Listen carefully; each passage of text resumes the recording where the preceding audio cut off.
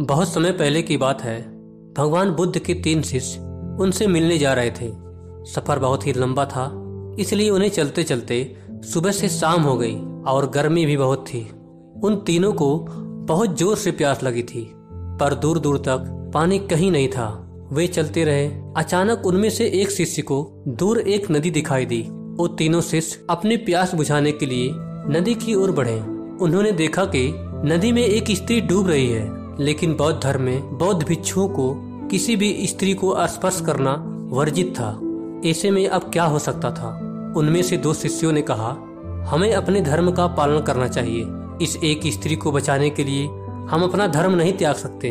अगर यह मर जाएगी तो कुछ नहीं होगा, परंतु अगर हमने इसे बचाने की कोशिश की तो हमारा धर्म नष्ट हो जाएगा। हमें अपनी प्यास बुझाकर यहाँ से चलना चाहिए। उनमें से तीसरा शिष्य दयावान था। उसने कहा, मेरा धर्म क्या कहता है यह मुझे पता है, परंतु मेरा मन यह नहीं कहता है कि कोई तुम्हारे सामने मरता रहे और तुम खड़े होकर देखते रहो।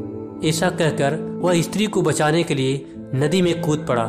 कुछ देर प्रयास करने के बाद वह स्त्री को पकड़ लिया और उसे अपने कंधे का सहारा देकर बाहर निकाल लिया। अब दोनों शिष्यों ने उसका मजाक बनाया और कहा कि अब तुम्हारा धर्म नष्ट हो चुका है। अब तुम हमारे साथ रहने के लायक नहीं रहे। तुम हमसे दूरी बनाकर चलो, नहीं तो हमारा धर्म भी तुमको स्पर्श करने से नष्ट हो जाएगा।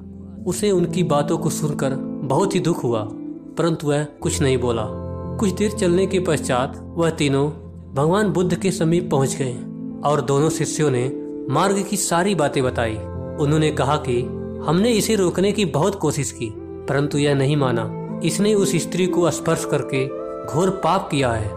इसे इस अपराध का दंड अवश्य मिलना चाहिए।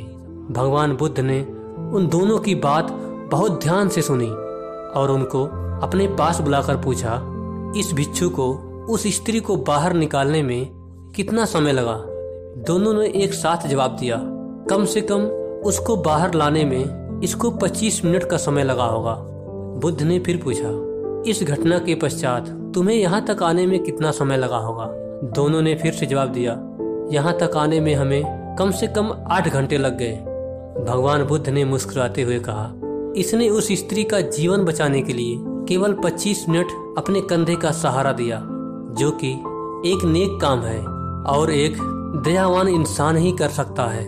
और तुम दोनों पिछले 8 घंटे से उस स्त्री को अपने मन में बैठाए हुए हो, वो भी इसलिए कि यहाँ आकर मुझसे इसकी शिकायत कर सको, जो कि एक बुरा काम है और एक निर्दयी इंसान ही ऐसा कर सकता है।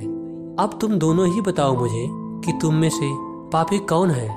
दोनों शिष्य चुप हो गए। अब वो समझ चुके थे कि पाप केवल शरीर से नहीं, मन से भी होता है।